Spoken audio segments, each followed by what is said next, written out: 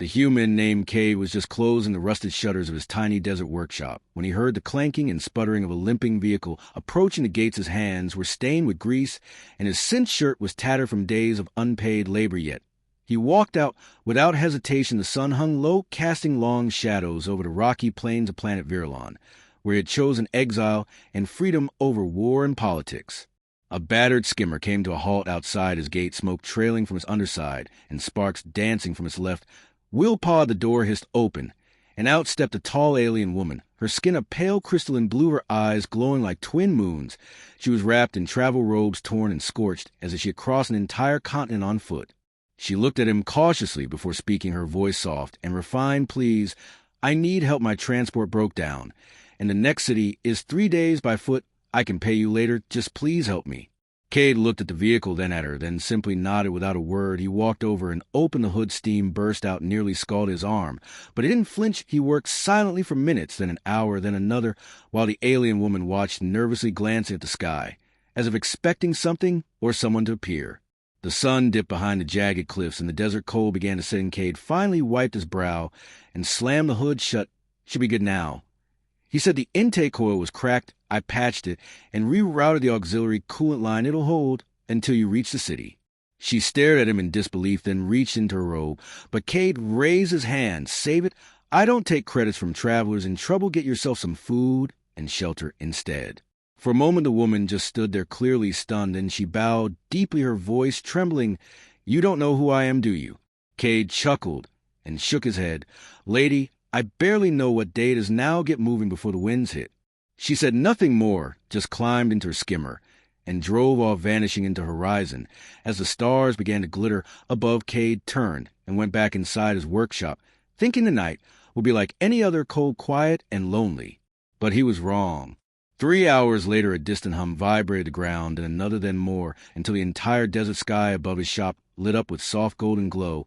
Cade stepped outside and blinked. Dozens of sleek luxury spaceships descended in perfect formation, their hulls gleaming with rare metals and noble emblems, each worth more than the entire valley combined.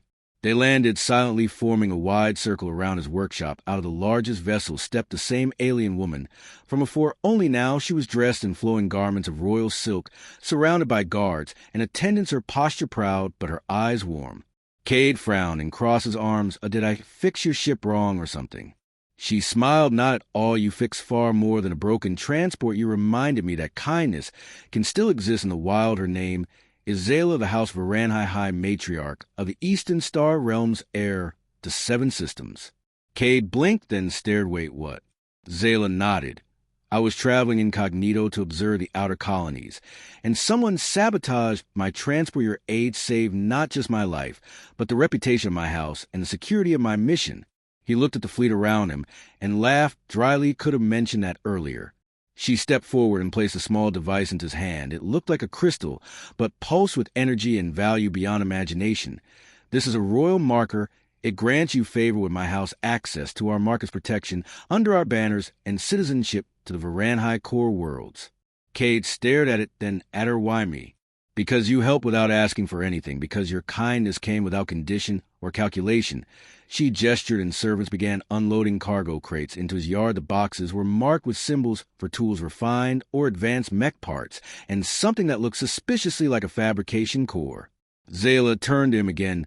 "We wish to fund and supply your workshop, expand it, make a sanctuary for travelers, and a bridge between human and Varanhi cooperation." Cade rubbed his head. "You want to turn my junkyard into a galactic pit stop." She grinned in a way that made his pulse quicken. "We want to turn your honesty into a legacy." Over the next few days, ships came and went hauling in equipment, setting up energy shields, extending the perimeter. Aliens of all kinds stopped by just to speak with a human who helped their matriarch. Cade found himself with more customers than ever before and more friends than he knew what to do with. He was still the same man, still wore the same greasy shirt, still fixed things with his bare hands. But now he had parts that humans hadn't even seen, yet he built mechs that ran on starlight, and reactors that sang instead hum. His old shack was replaced with a gleaming dome, but he insisted on keeping a piece of the old rusted door bolted to the entrance. And every so often Zayla would return without guards, without ceremony, just to sit beside him by the forge, sharing stories over tea. She called him her mechanic. He called her Trouble. Their bond grew not from royalty or gifts, but from a moment when neither knew who the other truly was, when help was given freely and received with humility.